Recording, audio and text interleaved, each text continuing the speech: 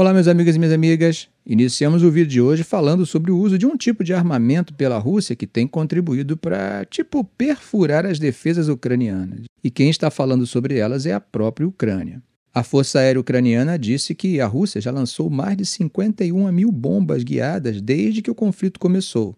Para quem não sabe, essas bombas, também chamadas de bombas deslizantes, são armas convencionais, muitas vezes da época soviética, mas que acabaram ganhando asas e sistemas de navegação via satélite.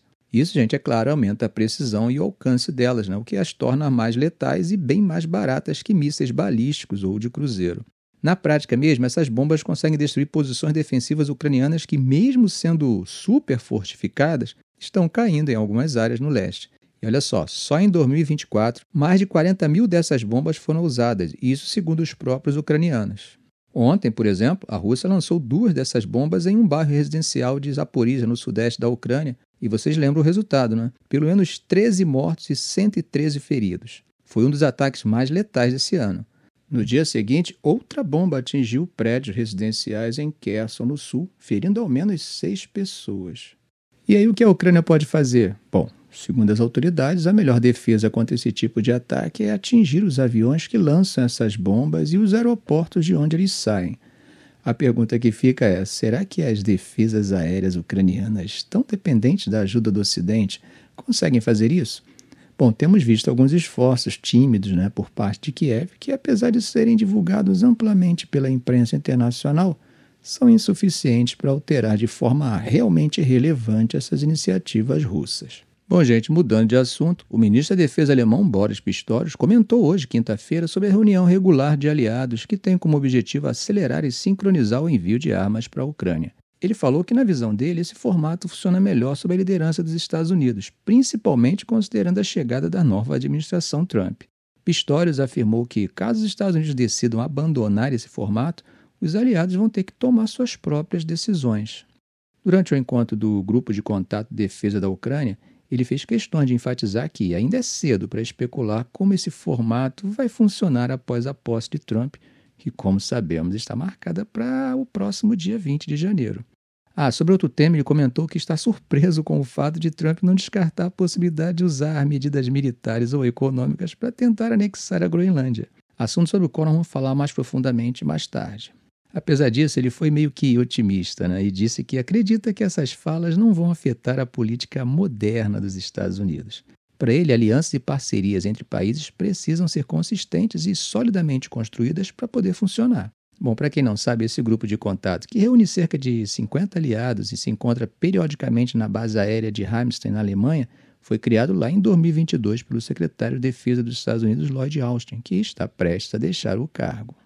Pistorius também garantiu que a Alemanha vai fornecer mais mísseis guiados para os sistemas Iris-T, que originalmente eram destinados ao exército alemão. Ele destacou que esses equipamentos serão enviados com urgência e que o cronograma de entrega para a Ucrânia segue dentro do planejado. Bom, gente, a situação do gás russo que passa pela Ucrânia não para de ter desdobramentos. Dessa vez temos declarações do primeiro-ministro da Eslováquia, Robert Fico.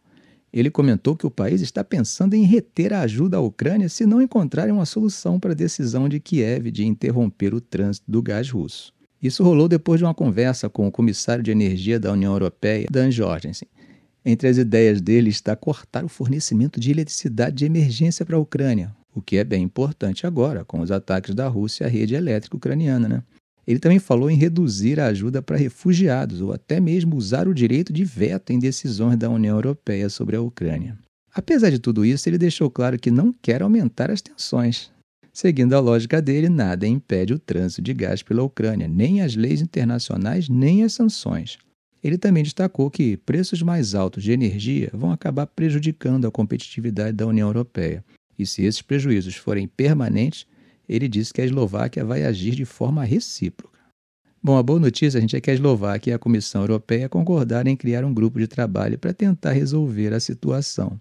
Por outro lado, o Ministério de Energia da Ucrânia ainda não se pronunciou sobre o caso. Vocês lembram que desde que assumiu em 2023, Fico mudou bastante a política externa da Eslováquia, se aproximando mais da Rússia e recusando a ideia de fornecer ajuda militar à Ucrânia. Mas o que deixa a gente um pouco curioso é como ele chegou a esses números sobre as perdas do país. A operadora de transmissão de gás Eustream, por exemplo, registrou uma receita de 226 milhões de euros em 2023, e isso inclui uma pequena parte de gás não russo. A Eslováquia tentou sugerir soluções, como assumir a propriedade do gás russo antes dele entrar na Ucrânia, mas Kiev rejeitou essa ideia durante uma cúpula da União Europeia em dezembro. Logo depois, Fico se reuniu com Vladimir Putin em Moscou para discutir o tema. E só para lembrar, o país tem um contrato com a Gazprom da Rússia e precisa de 4 a 5 bilhões de metros cúbicos de gás por ano, sendo que cerca de 3 bilhões vinham da Rússia via Ucrânia. Bom, gente, agora vamos conversar sobre um dos assuntos que mais tem gerado debates na imprensa internacional nos últimos dias. A ideia de Trump de não descartar o uso da força para tomar a Groenlândia. É isso mesmo. Mas vale lembrar que a presença militar dos Estados Unidos na região já é bem marcante há décadas, tá, gente? Superando em muito o que a Dinamarca, responsável pela segurança da ilha, mantém por lá.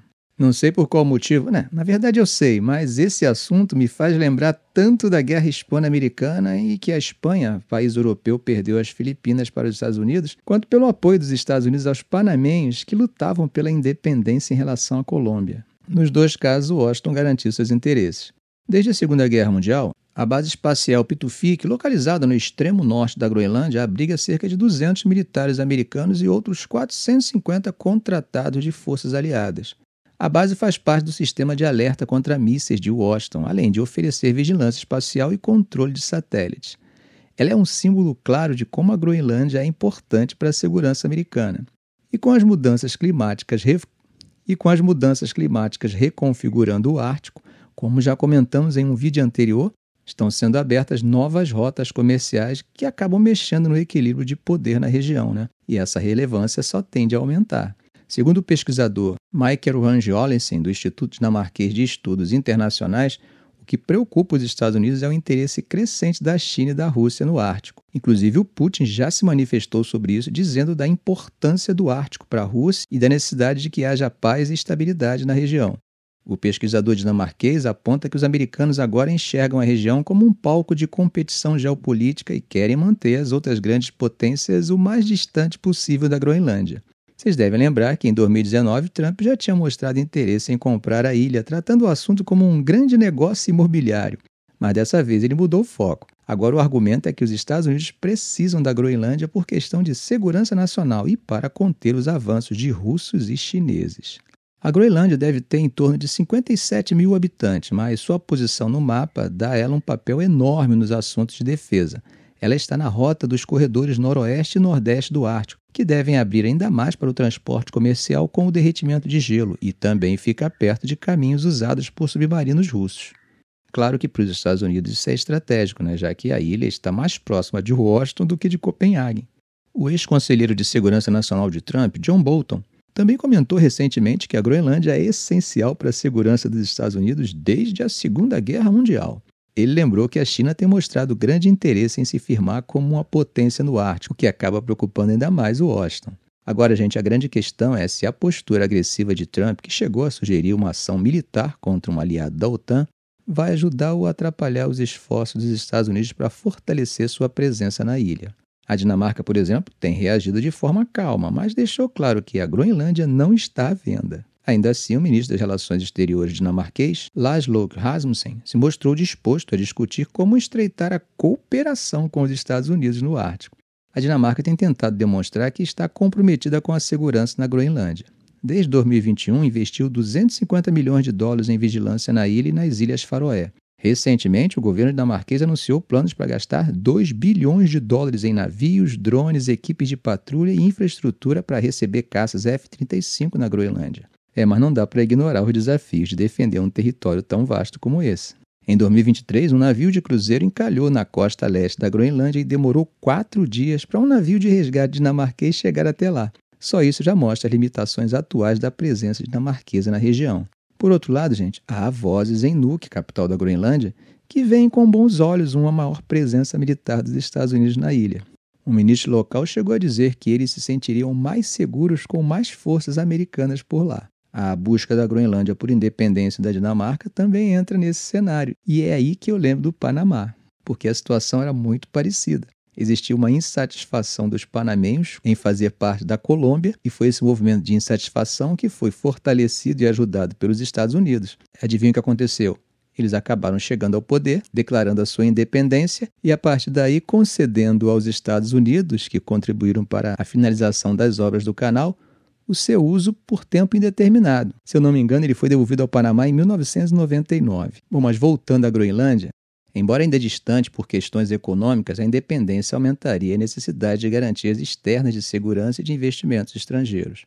Um oficial da Groenlândia diz que eles não querem um novo poder colonial, mas falou que é claro que eles não têm como cuidar da defesa sozinhos. Bolton sugeriu que Trump deveria se calar um pouco e deixar que as autoridades de Washington, Copenhague e Nuuk discutissem um novo acordo. Eu não sei vocês, mas eu acho um pouco improvável que o Trump vai seguir esse conselho. Ele insiste que a Dinamarca deve ceder à Groenlândia, argumentando que os Estados Unidos precisam dela para proteger sua segurança. Ollens destacou que o futuro da ilha depende dos próprios groenlandeses. Mudando bastante de assunto, nós temos uma situação bem interessante, principalmente se pensarmos com profundidade no que está sendo debatido. Pois é, o presidente da Polônia pediu ao governo que garanta que o primeiro-ministro de Israel, Benjamin Netanyahu, possa participar da cerimônia que marca os 80 anos da libertação de Auschwitz sem medo de ser preso, mesmo com o mandado do Tribunal Penal Internacional em aberto contra ele. Para quem está por fora, o TPI, que é o Tribunal Penal Internacional, emitiu mandado de prisão em novembro contra Netanyahu, seu ex-ministro de Defesa e também um líder do Hamas, Ibrahim al-Mari, que tudo indica já morreu. As acusações envolvem crimes de guerra e crimes contra a humanidade relacionados ao conflito em Gaza. Exatamente o tipo de crime que teriam ocorrido na Polônia durante a guerra e que estamos relembrando agora para que nunca mais aconteçam. Segundo Małgorzata Paprocka, chefe do gabinete do presidente Andrzej Duda, o pedido foi enviado porque o presidente acredita que qualquer representante de Israel deveria ter a oportunidade de estar presente em um evento tão marcante como esse. Eles agora aguardam uma resposta. Mas a história não para por aí.